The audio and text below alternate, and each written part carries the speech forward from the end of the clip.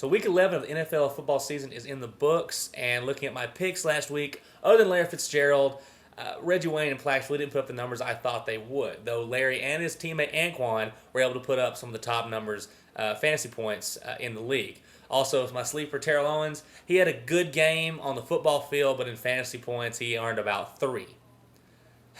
But we're on to week 12, and good thing for you guys, I looked at the comments last week and I picked out the best picks that I thought. They're going to be in the sidebar over here to my left, right, whichever one you're looking at, the column on the side. So this week, focusing on running backs, which is usually the catalyst of a team. The wide receivers are great to add points, defenses and kickers, but the running backs is usually where you're going to get most of your points. This week is who I think is going to be the top performers of the week.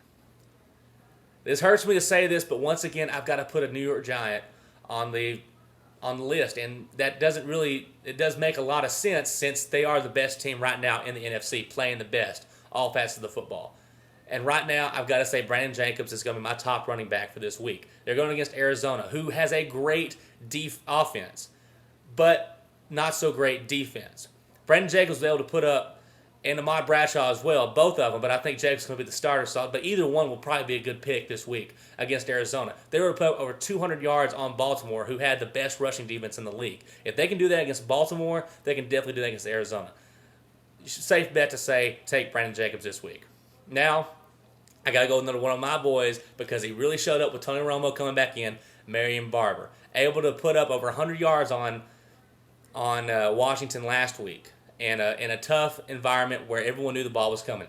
This week we're at home against San Francisco, a team that's really not good on really any facet of the ball. They're getting better, but they're still not on par with this. Look for Marion Barber to really pound it up the middle, and even though they know it's coming, with the threat of the pass with Tony Romo, that's going to add to the fact that this team is going to get a lot of rushing yards for weeks to come. Marion Barber is going to be catalyst of that. Marion Barber, number 2. Number 3, Ryan Grant. The Packers are really moving so far this year. A lot of my picks are based on what the quarterbacks are doing because, however, if your quarterback's playing better, then your running back plays well. It kind of goes back and forth. Aaron Rodgers is playing pretty good. That's why I'm going to take Ryan Grant against New Orleans. Another team with not really the best defense in the world, got a good offense. I look for Ryan Grant to really put up some good yardage and get a couple touchdowns, and I look for them to beat New Orleans this week. Now for my sleeper pick. Another guy who before this season was one of the top 5 running backs in fantasy football and really, along with his team, has not lived up to expectations. Joseph Adai, though, will come alive this week against San Diego.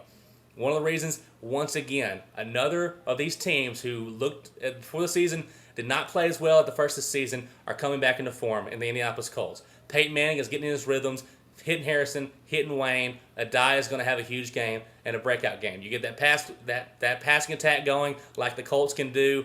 Joseph Adai will have a crazy, crazy day. So once again, guys, let me know what you think about these picks. And also, more importantly, leave me your picks. Who do you think your top picks are going to, the top running backs are going to be for this week? And also give me a sleeper.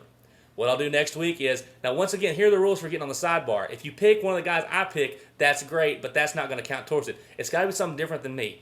Show that I'm wrong, which is not very hard to do. And then with your sleeper, make sure it's a sleeper, someone who really hasn't done very well. And then we get to the sidebar.